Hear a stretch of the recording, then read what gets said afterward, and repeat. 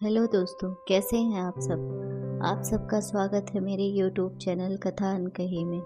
अगर कहानी अच्छी लगे तो लाइक शेयर एंड सब्सक्राइब कीजिएगा। माँ जी देखिए, मैं आप सबके लिए क्या लेकर आई हूँ। निधि ने अपनी सास सुनीता जी से कहा। निधि सास ससुर पति ननद जेठ सबके लिए महंगे कपड़े लेकर आई थी, सिवाय उसकी जेठानी ज्योति के लिए। शाम को किचन में ज्योति को जाते देखकर निधि ने कहा, भाभी सुनिए ना, ये लीजिए, जेठ जी और बच्चों के लिए नया टैबलेट लेकर आई थी। ज्योति ने कहा, निधि एक बात तुम्हें मैंने पहले भी समझाई है और आज फिर कह रही हूँ, इतने महंगे गिफ्ट हर महीने लाने की क्या जरूरत है। पैसों की बचत भी करना सीखो।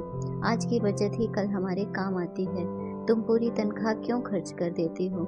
पूरे एक महीने की मेहनत के बाद ये पैसे आते हैं और तुम खर्च में एक पल भी नहीं लगाती। मैं तुम्हें तुम्हारी भलाई के लिए ही कह रही हूँ। इतना सुनते ही निधि को गुस्सा आ गया।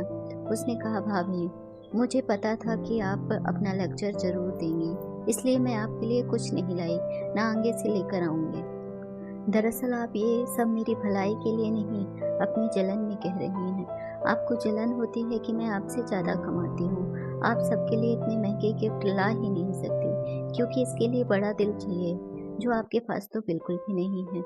आप एक मिडिल क्लास कंजूस औरत हैं। यह सब सुनकर ज्योति की आंखों में आंसू आ गए और वो अपने कमरे में जाने लगी। तभी सुनीता जी ने कहा, रुको ज्योति, निधि बड़ों से बात करने का ये तरीका है।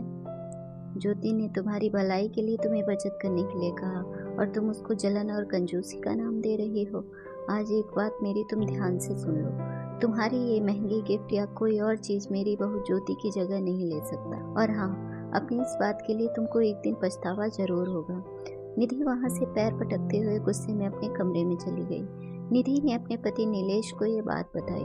कहा, नीलेश बुरा मत मानना, लेकिन मैं चाहे कितनी भी कोशिश कर लूं, लेकिन भाभी की जगह कभी नहीं ले सकती, क्योंकि मैंने लव मैरिज की और जेठानी जी माँ की पसंद की बहू हैं। इसलिए माँ जी भाभी को ज्यादा प्यार करती हैं और वहाँ हुई पूरी बात बताई। तब नीलेश ने कहा, निधि आज एक बार फिर मैं तुमको समझा रहा हूँ कि तुम जितना गलत भाभी को समझती हो, वो उतनी ही समझदार और सुलझी हुई हैं। तुमसे तो वो कभी जलन रख ही नहीं सकती, क्योंकि उन्होंने ही पूरे घर को हमारी शादी के लिए राजी किया था। देखो नीलेश, तुम भी नहीं समझ रहे। मैं कोई छोटे मोटे घर की बेटी नहीं, मुझे पैसों की कोई कमी नहीं। मैं अपने शौक के लिए नौकरी करती हूँ, वरना मैं जो चाहूँ वो मेरे पापा मुझे तुरंत दिला दें। पापा का इतना बड़ा बिजनेस है, मैं क्यों बचत की चिंता करूँ, निधि ने कहा। अगले दिन रविवार को निधि दोस्तों के साथ घूमने जा रही थी। तभी उसकी नज़र हॉल में बैठी जेठानी पर गई। उसने गुस्से से अपना पर्स उठाया और फोन हॉल के टेबल पर ही भूल गई। ज्योति ने आवाज देनी चाहिए तो सुनीता जी ने रोक लिया।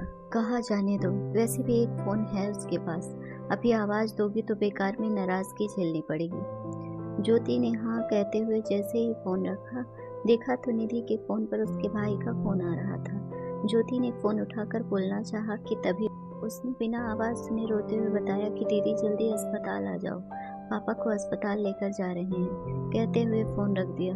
ज्योति के साथ पूरा परिवार हॉस्पिटल पहुंचा। वहां जाकर पता चला कि उनके पार्टनर ने उन्हें धोखा दे दिया और धोखे से सब कुछ अपने नाम कर लिया। निधि का भाई विक्की मुंह पर हाथ रखकर बेंच पर बैठा रो रहा था। तभी ज्योति ने उसके सिर पर हाथ रखते हुए कहा, विक्की क्या बात है, अपनी बड़ी बहन को नहीं बताओगे। विक्की आश्चर्य से ज्योति को देखने लगा और सारी बात बताई कि अभी पैसे जमा नहीं किए तो डॉक्टर इलाज नहीं करेंगे। मुझे और माँ को पापा ने पैसों की कभी डिटेल बताई ही नहीं। अभी हमारे पास इतने पैसे नहीं हैं और निधि भी फोन नहीं उठा रही है। मुझे लगा वो ही आएंगी। ज्योति ने कहा, लाओ मुझे बिल दो और तुम आंटी के पास जाओ, मैं अभी आती हूँ। और जाकर काउंटर पर पैसे जमा किए। निधि ने फोन पर अपने भाई के इतने सारे मिस कॉल देखकर परेशान हो गई। तभी उसको विक्की का मैसेज रिसीव हुआ, जिसमें उसने लिखा था, दीदी पापा की हार्ट सर्जरी हो रही है, अर्जेंट पैसे चाहिए। और उसने उस मैसेज में पूरी बात लिख के बताई। निधि भागती हुई हॉस्पिटल पहुंची। तब तक ऑपरेशन हो चुका था। वहाँ सिर्फ नीलेश और विक्की मौजूद थे। निधि रोए जा रही थी। तब नीलेश ने कहा, निधि घर चलो, अभी पापा को आईसीयू में रखा है, अब कल सुबह ही मिलना हो पाएगा। निधि ने नीलेश से कहा, नीलेश मुझे विक्की से 1 मिनट कुछ बात करनी है।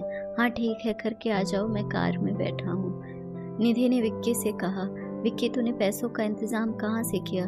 क्या नीलेश से लिया या मेरे ससुराल वालों से? उनको तूने सारी बातें बता दी क्या? निधि मन ही मन सोच रही थी कि अब उसको हमेशा ताने सुनने पड़ेंगे और इनके पास होंगे तो भी ये लोग मदद नहीं करेंगे। सासू माँ ने पहले ही कह दिया था।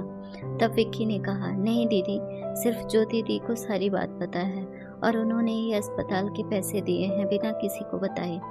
दीदी वो तो बहुत अच्छी हैं, डॉक्टर से बात की और बिना किसी शोरगुल के भी मदद की। अगर आज वो ना होती तो ना जाने क्या होता।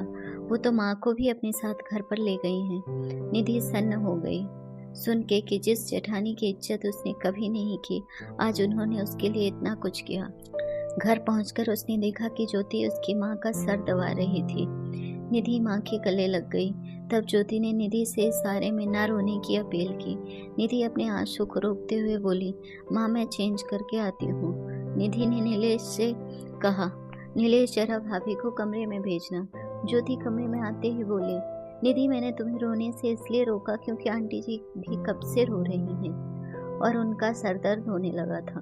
वो घर पर अकेली रहती तो ज़्यादा सोचती, इसलिए यहाँ लेती आए कि हम सबके बीच रहेंगी तो उनको अच्छा लगेगा। तुमको बुरा लगा हो तो।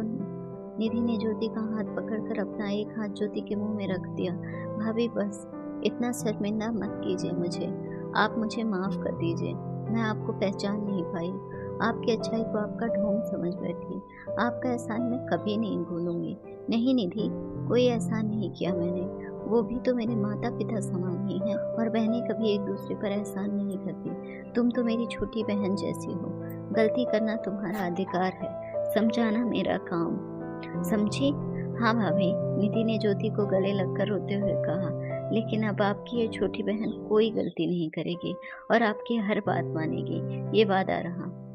अगर आपको हमारी स्टोरी अच्छी लगी हो तो अपने दोस्तों के साथ भी शेयर कीजिए और कमेंट में ज़रूर बताइए कि कैसी लगी हमारी ये कहानी।